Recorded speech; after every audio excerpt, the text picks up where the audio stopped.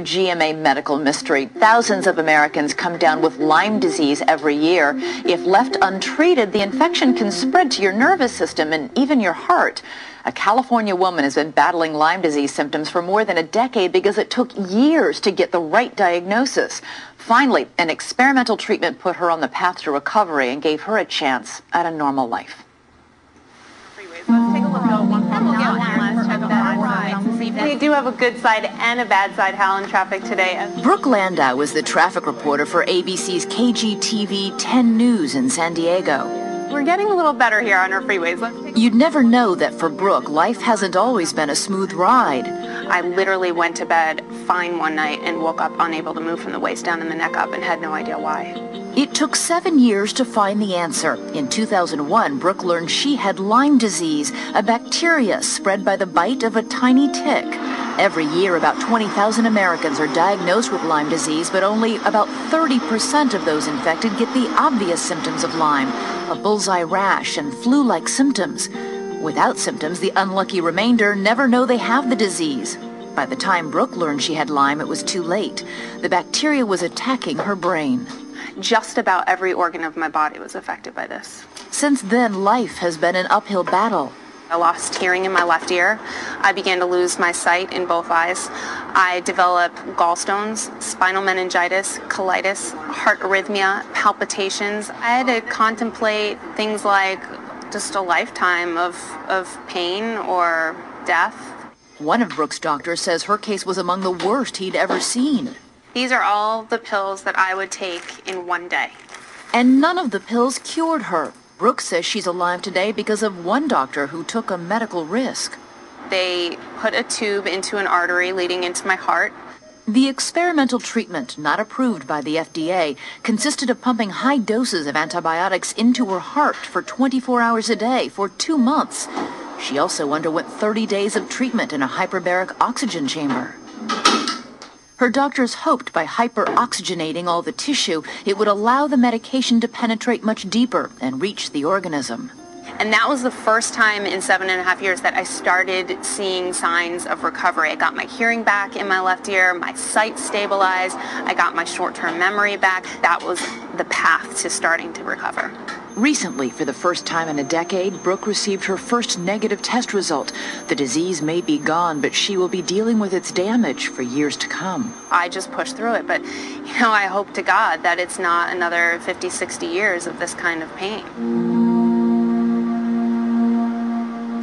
A medical mystery solved, though. As we heard, Brooke Landau still has a way to go, and she joins us live this morning. This is an incredible story. Why did it take 7 years for the correct diagnosis? The problem with Lyme disease is that there is no universal treatment or standard of care yet for this disease. In fact, there's not even a valid test. The blood test for Lyme disease is inaccurate 60% of the time. So for 7.5 years, I had a negative blood test. You say that actually during that process, a lot of times doctors suggested to you it was all in your head? Yeah, and that's not unusual in the Lyme community. There are hundreds of thousands of people with this disease.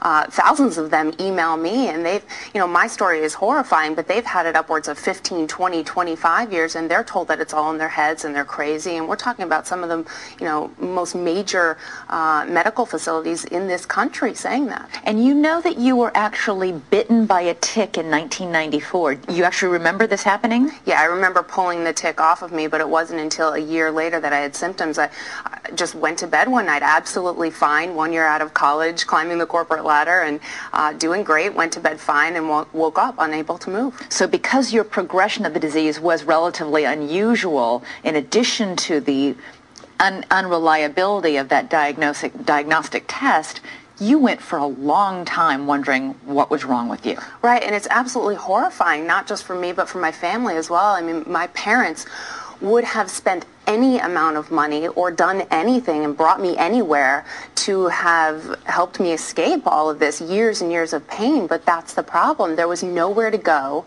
and no amount of money can help somebody, can help a single family. I mean, I've spoken with 13-year-old children who were bitten when they were 3 or younger and have essentially never known a pain-free day in their entire lives. Well, this is very scary, so we want to give our audience some information on how to avoid Lyme disease in the first place and how you can recognize those symptoms if you do get it. And here to talk about that is ABC's medical editor, Dr. Tim Johnson. And Tim, what is exactly Lyme disease, and do you only get it from ticks? It is a disease caused by a bacteria, a very special kind of bacteria. It is transmitted by deer ticks primarily. Deer ticks feed on other animals, pick it up, then they attach themselves to humans and start sucking on the blood. If it's attached more than 24 hours, you have a much greater chance of getting the actual Lyme disease from the tick. So the way to prevent this disease is to try to avoid ticks in the first place, and that's why we recommend that people who live in tick-infested areas wear long pants and long shirts, tuck their pants into boots, or wear long socks, that they use insect repellents that contain DEET, that's D-E-E-T, that they, at the end of the day, examine themselves and their kids and their pets for ticks. Ticks are very small, but when they get engorged with blood, you can see them, and you should pull them off very carefully with a tweezer, not squeeze them, but pull them gently off. All of those maneuvers are designed to get the disease in the first place, which is the best way to go. Right, but I mean, I have 2 young boys, and we did this over the summer. I mean, my husband and I would inspect for ticks every night, very stressed out about whether or not we were going to see it. We don't want to use DEET and a repellent because we know that's dangerous for children. If I catch the tick really soon, do I prevent the disease? Does the tick have to be attached to a person for a day, or 2 days, or 3 days? In other words, can you stop we think it has this to be whole thing? attached for. Yeah, we think it has to be attached for at least 24 hours. So the earlier you find it and pull it off, the much better. But when you do so, I think everybody should contact their physician, especially if they develop any telltale symptoms, which can include, of course, the rash that we talk about. Sometimes we call it a bullseye rash when it has a clear center. You get a lot of flu-like symptoms typically, meaning headaches, fever, body aches, and pain, etc.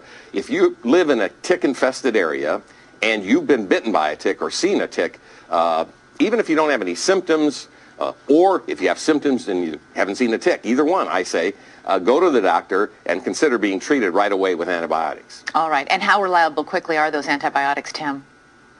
Well, if you're treated very early on with a 2 to 4 week course of antibiotics, the vast majority of people, I think, will be cured, as was apparently President Bush a year ago. He was treated for Lyme disease with a course of antibiotics. The key is finding it early and treating it quickly. All right, Dr. Tim, Brooke Landau, thank you so much for your story this morning, and Tim for your information. Really important in the summertime when so many people are out and exposed to it. Absolutely. And you can learn more about Lyme disease at our website at abcnews.com.